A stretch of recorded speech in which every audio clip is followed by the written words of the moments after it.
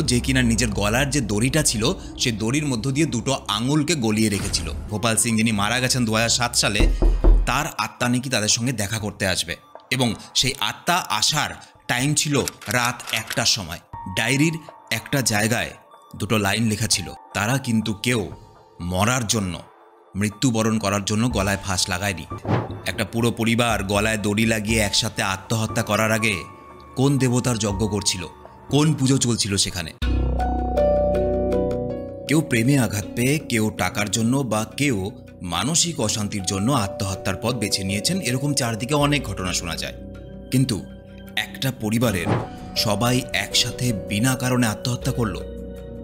গলায় দড়ি দেওয়া অবস্থায় পুরো পরিবার ওই ঘরটার মধ্যে একসাথে ঝুলছিল সেদিন, এবং সেই আত্মহত্যার কারণ বড়ই অদ্ভুত, শিউরে ওঠার মতো।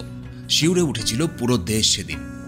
ভারতবর্ষের হরিয়ানার তোহানা জেলার বাসিন্দা ছিলেন চুন্ডাওয়াট পরিবার বা ভাটিয়া পরিবার। এই ভাটিয়া পরিবারের কর্তার নাম ছিল ভোপাল সিং। ভোপাল সিং 2007 সালে মারা যান, এবং এই ভোপাল সিংয়ের মারা যাওয়ার ঘটনা এই আত্মহত্যার ঘটনার সঙ্গে অঙ্গাঅঙ্গিভাবে জড়িত। চুন্ডাওয়াট পরিবার দিল্লিতে এসে সেখানে বসবাস করতে শুরু করে। তাদের পরিবারে ছিলেন ভোপাল সিংয়ের পত্নী নারায়ণী দেবী, তার বিধবা মেয়ে প্রতিভা এবং তাদের একমাত্র মেয়ে প্রিয়াঙ্কা। নারায়ণী দেবীর বড় ছেলে ভুবনেশ, তার স্ত্রী সবিতা এবং তাদের 3 সন্তান নিতু, মেনকা, ধ্রুব, এবং ছোট ছেলে ললিত এবং তার স্ত্রী টিনা এবং তাদের ছেলে শিবম। অনেক বড় পরিবার। চুন্ডাওয়াট পরিবারের প্লাইউডের ব্যবসা থাকলেও তারা তাদের বাড়ির নিচে একটা মুদিখানার দোকান চালাতো। 2018 সাল জুলাই মাসের 1 তারিখে 7:15 নাগাদ তাদেরই এক প্রতিবেশী, যার নাম গুরুচরণ সিং, সে রোজ সকালে ললিত চুন্ডাওয়াতের সঙ্গে মর্নিং ওয়াকে বেরোতো। সেদিন সে সকালবেলা মর্নিং ওয়াক করতে যাওয়ার সময় ললিতের কোনো দেখা পায় না, এবং ললিতের খোঁজ নিতে গিয়ে দেখে মুদিখানার দোকানটাও বন্ধ। যে মানুষটা প্রতিদিন তার সঙ্গে মর্নিং ওয়াকে যায়, তার দেখা না পেয়ে সে ললিতের খোঁজ নেওয়ার জন্য ললিতদের বাড়িতে যায়, এবং সে যা দেখতে পায় তা বড়ই ভয়ানক দৃশ্য ছিল। তার হাড় হিম হয়ে যায় এটা দেখে যে চুন্ডাওয়াট পরিবারের 10 জন সদস্য গলায় দড়ি দিয়ে ঝুলছে, তাদের মুখে টেপ লাগানো, হাত পা ইলেকট্রিকের তার দিয়ে বাঁধা এবং কানে তুলো দেওয়া। শুধু তাই নয়, তাদের চোখটাও বাঁধা ছিল। অদ্ভুত ব্যাপার, যারা মারা গেছে তারা যদি আত্মহত্যাই করে থাকে, তাহলে তাদের হাত আর পা কে বেঁধেছে? তাদের চোখ বাঁধা কেন? আর কানেই বা তুলো দেওয়া কেন? কিন্তু এই রহস্যের তো এটা শুধুমাত্র শুরু ছিল।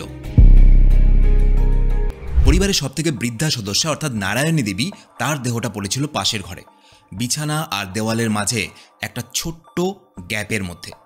দেখে মনে হচ্ছিল কেউ যেন তাকে শ্বাস রোধ করে মেরে ফেলেছে। স্বাভাবিকভাবেই গুরুচরণ খুব ভয় পেয়ে যায় এবং হন্তদন্ত হয়ে পুরো ব্যাপারটা পাড়ার বাকিদের জানায়।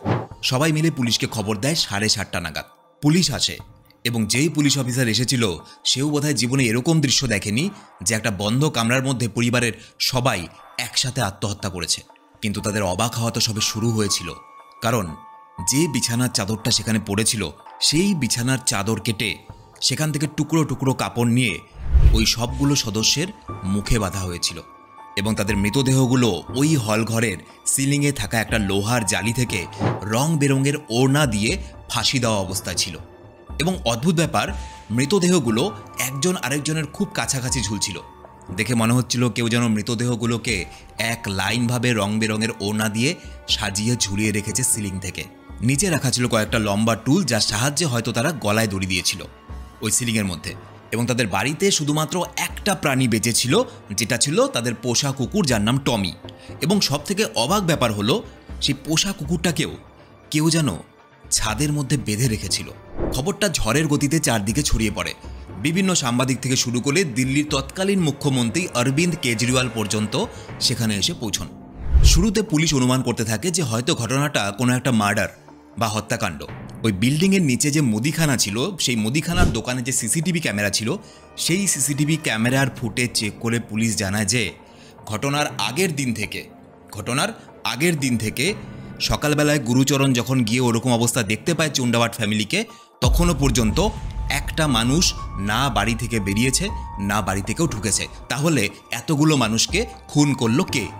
রহস্য অনেক জটিল ছিল। সবার মুখে মুখে এই রহস্যের কথাই চলছিল, কিন্তু কুল কিনারা খুঁজে পাওয়ার কোনো চিহ্ন ছিল না। না পুলিশ কিছু করতে পারছিল, না অন্য কেউ। বাড়ির ছোট বউ টিনা দাদা জানায় যে যেদিন এই ঘটনা ঘটে সেদিন সন্ধ্যাবেলাতেও নাকি তার বোনের সঙ্গে তার কথা হয়েছে, কিন্তু তার আচার আচরণ বা কথাবার্তায় বিন্দুমাত্র মনে হয়নি যে তার মন খারাপ বা অন্য কোনো ঘটনার বিন্দুমাত্র আঁচও পায়নি সে। অর্থাৎ তাদের পুরো পরিবার সুস্থ স্বাভাবিক অবস্থায় ছিল, তাদের মধ্যে কোনো গণ্ডগোল বা কোনো ঝামেলা ছিল না। ময়না তদন্ত করার জন্য সেদিন যে টিম ওই দিন ওই বাড়িতে আসে, তারা মৃতদেহগুলোকে পরীক্ষা করে জানায় এদের মধ্যে যারা মারা গেছে তাদের মধ্যে একজনের সাথেও কারো সাথেও কোনো রকম জোর জবরদস্তি, কোনো ধস্তাধস্তি বা তাদের দেহের মধ্যে কোনো রকম কোনো আঘাতের চিহ্নই নেই। এবং আরেকটা অদ্ভুত ব্যাপার হলো যে শুধুমাত্র ভুবনেশ ছাড়া এই মৃতদেহগুলোর মধ্যে কারো মৃতদেহ দেখে এটা মনে হচ্ছিল না যে তারা মৃত্যুর সময় ছটফট পর্যন্ত করেছে। কি করে সম্ভব? কাউকে জোর করে মারুক কেউ বা কেউ আত্মহত্যা করুক, মৃত্যুর সময় সবাই বাঁচার চেষ্টা করে, ছটফট করে। এমন কি হয়েছিল যে মানুষগুলো ছটফট পর্যন্ত করেনি? এমনকি তাদের হাত পা যে বাঁধা ছিল তারা সেগুলো ছাড়ানোর চেষ্টাও করেনি, যেভাবে বাঁধা ছিল সেভাবেই আছে। এই সমস্ত কিছু দেখে একটা জিনিস পরিষ্কার বোঝা যাচ্ছিল যে পরিবারের এতগুলো মানুষ যে আত্মহত্যা করেছে বা তাদেরকে মেরে ফেলা হয়েছে, তাদের কারোরই মৃত্যুর প্রতি কোনো রকম ভয়, ডর বা কোনো রকম অনিচ্ছা ছিল না। দেখে মনে হচ্ছিল তাদের মৃত্যুকে তারা নিজেরাই বরণ করে নিয়েছিল। কিন্তু কেন? শুধুমাত্র ভুবনেশ এমন একজন ছিল যে কিনা নিজের গলার যে দড়িটা ছিল সে দড়ির মধ্য দিয়ে দুটো আঙুলকে গলিয়ে রেখেছিল। দেখে মনে হচ্ছিল শেষ মুহূর্তে হয়তো সে নিজেকে বাঁচানোর চেষ্টা করেছিল, কিন্তু ভুবনেশ ছাড়া আর বাকি কেউই নিজেকে বাঁচানোর কোনো চেষ্টাই করেনি। এরই মধ্যে তাদের বিভিন্ন আত্মীয় স্বজন, বিশেষ করে তাদের পানিপথে থাকা বোন যার নাম সুজাতা, সে পুলিশের ওপর সন্দেহ প্রকাশ করে। সুজাতা পুলিশের ওপরে এই অভিযোগ করেন যে এটা একটা বড় হত্যাকাণ্ড, তাদের পরিবারের সবাইকে মেরে ফেলা হয়েছে প্ল্যান করে, এবং পুলিশ ইচ্ছে করে এই ব্যাপারটাকে ধামাচাপা দেওয়ার চেষ্টা করছে এবং একটা রহস্য তৈরি করার চেষ্টা করছে। পাড়ার লোকেদের জিজ্ঞাসাবাদ করে পুলিশ জানতে পারে যে এই চুন্ডাওয়াট পরিবারের সবাই নাকি খুব মিশুকে ছিল, ভদ্র, নম্র এবং ধার্মিক লোক ছিল। দিনে দুবার করে তারা মন্দিরে যেতেন এবং কারো সাথে কোনো ঝামেলায় আজ অবধি জড়ায়নি পাড়ার মধ্যে। 14 দিন আগেও নাকি ধুমধাম করে তারা তাদের মেয়ে প্রতিভার বিয়ে দিয়েছে এবং প্রিয়াঙ্কার বিয়ের আশীর্বাদের অনুষ্ঠানও সেরে ফেলেছেন। চুন্ডাওয়াট পরিবারের আত্মীয় স্বজনরা পুলিশের ওপরে বিভিন্নভাবে চাপ সৃষ্টি করতে থাকে এবং বাধ্য হয়ে পুলিশ এই ব্যাপারটাকে সিরিয়াসলি নেয় এবং সিসিটিভি ফুটেজগুলো আবার ভালো করে খতিয়ে দেখতে শুরু করে। এবং লক্ষ্য করা যায় 28শে জুন 2018 রাতের বেলায় টিনা আর তার ছেলে শিবম দোকান থেকে নাকি 4টা টুল কিনে নিয়ে আসে, যে টুলগুলো তাদের ফাঁসি দেওয়া ঝুলন্ত দেহের নিচে রাখা ছিল। 30 তারিখ রাতের বেলাতেও টিনাকে আবার বাইরে বেরোতে দেখা যায় এবং সেদিনও সে কিছু টুল কিনে নিয়ে এসেছিল। খানিকক্ষণ পরে শিবম সেদিন রাতের বেলায় নিজেদেরই মুদি দোকান থেকে কিছু ইলেকট্রিকের তার নিয়ে যায় এবং এইভাবেই ওড়না এবং আরও যা যা জিনিস সেই ক্রাইম সিনে দেখতে পাওয়া গেছে সেই সমস্ত কিছু তাদের পরিবারেরই কেউ না কেউ বাইরে থেকে নিয়ে এসেছে। এবং এটা দেখার পর পুলিশ যতটা না অবাক হয় তার থেকেও একটা বড় প্রশ্ন ওঠে, তাহলে কি পুরো পরিবার নিজেদের ইচ্ছাতেই এই জিনিসপত্রগুলো কিনে এনে আত্মহত্যা করেছে একসাথে?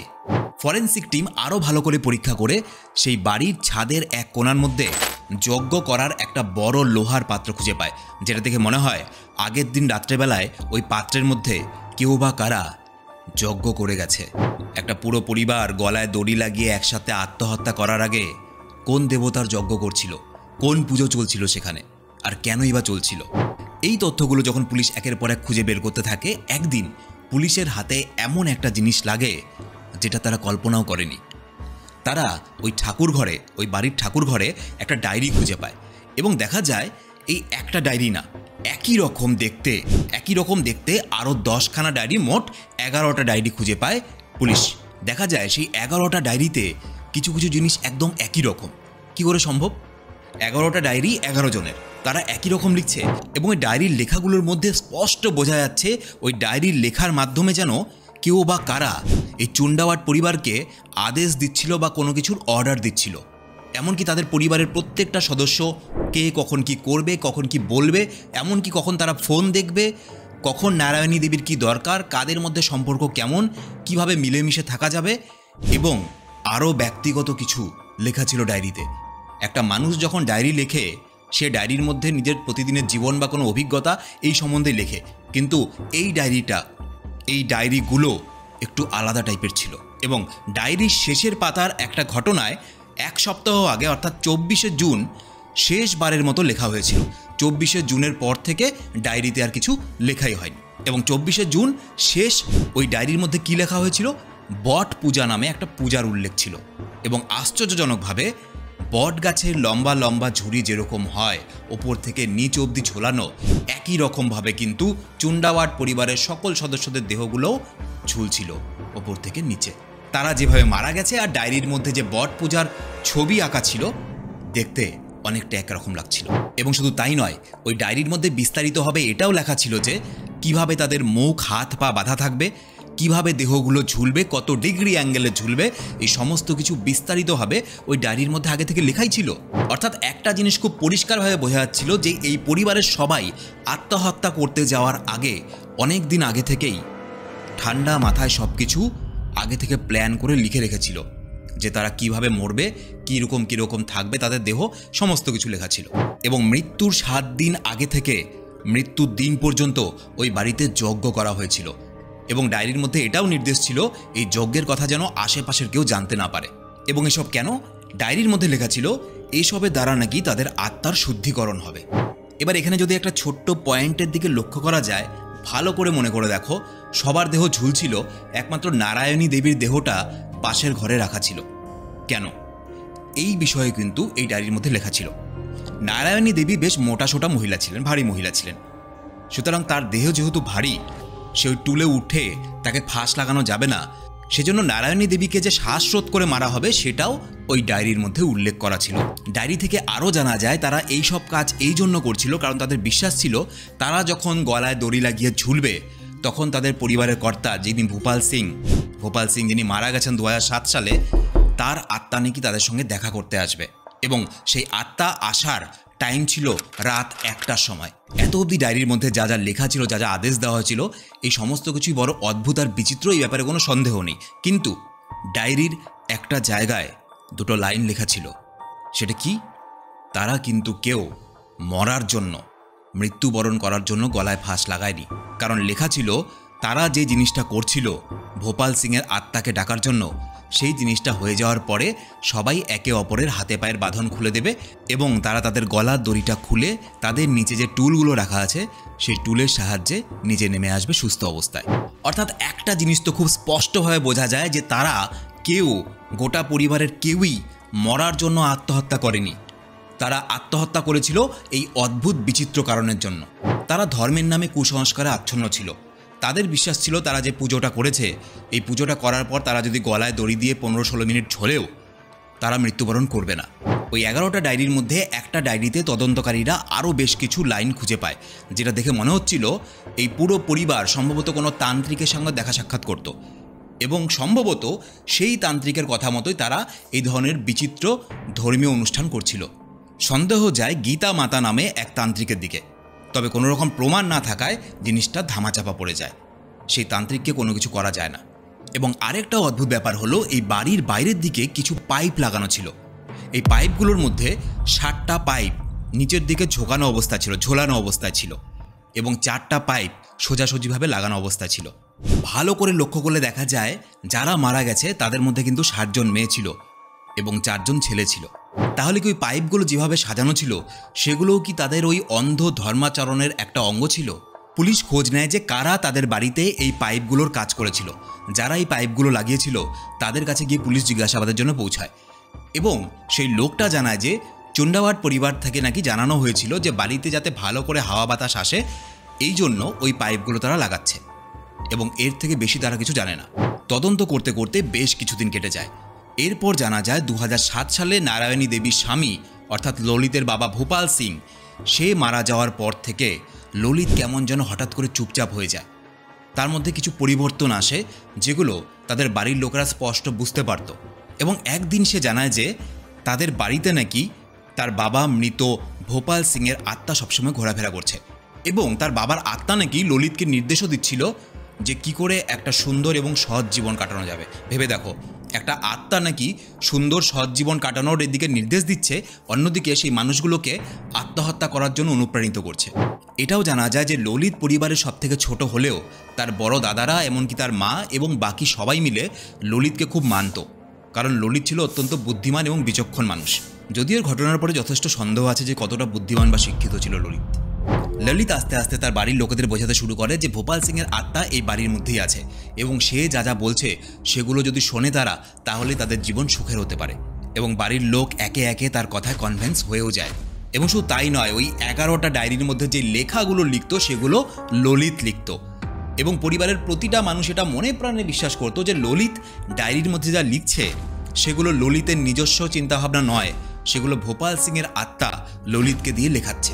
এমনকি এটাও জানা যায় যে ললিত যখন ঘুমিয়ে থাকতো তখন ললিতের ওপরে নাকি ভোপাল সিংয়ের আত্মা ভর করত এবং ললিতের গলার স্বর পাল্টে যেত।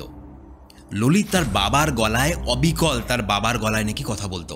পুলিশ শেষ পর্যন্ত সমস্ত কিছু বিচার বিবেচনা করে এই সিদ্ধান্তে আসে, তাদের রিপোর্টে এটা লেখে যে সেদিন ঘটনার দিন, যেদিন তারা আত্মহত্যা করে, সেদিন প্রথমে ললিত তার মা নারায়ণী দেবীকে শ্বাসরোধ করে খুন করে এবং তারপর পরিবারের সবার হাত পা বেঁধে দিয়ে তাদেরকে ধার্মিক জ্ঞান দিয়ে গলায় দড়ি দিতে বাধ্য করে এবং নিজেও আত্মহত্যা করে।